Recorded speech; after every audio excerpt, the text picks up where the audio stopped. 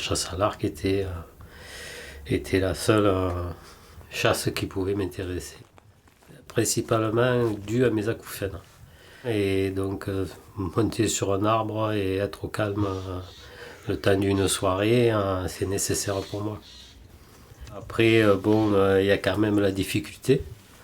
C'est quand même pas facile de chasser seul à l'affût. Si on chasse à l'arc, on ne peut pas avoir que du plaisir, il ne faut pas rêver, il y a les déboires.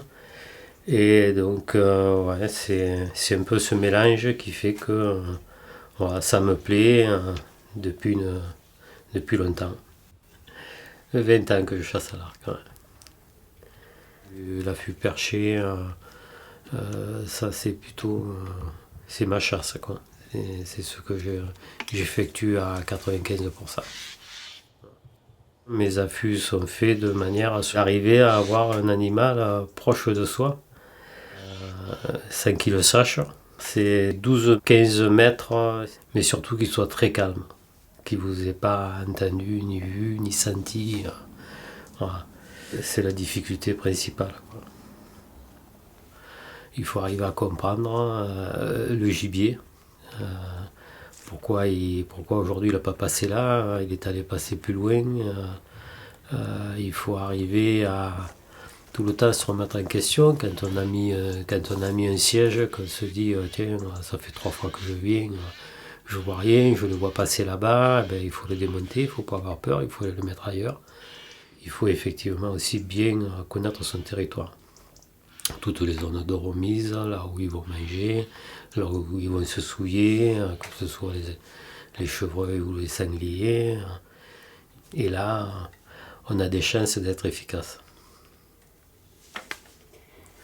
Un artradi, on le prend, on le bande, on démarre, voilà, ça me convient, quoi.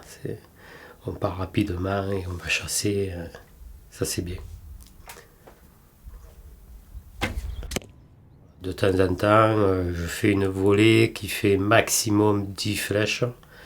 Bien souvent, au bout de 3, si je suis satisfait, je m'arrête là. Avec un peu d'entraînement, à des distances courtes, ça me suffit largement pour pouvoir chasser. J'ai toujours fait mes flèches, bois, alu, carbone. C'est bon de toute façon, de temps en temps, il faut changer des plumes, il faut être un peu équipé. Et du moment qu'on les fabrique, on les répare, quoi. Et alors je fabrique aussi des lames.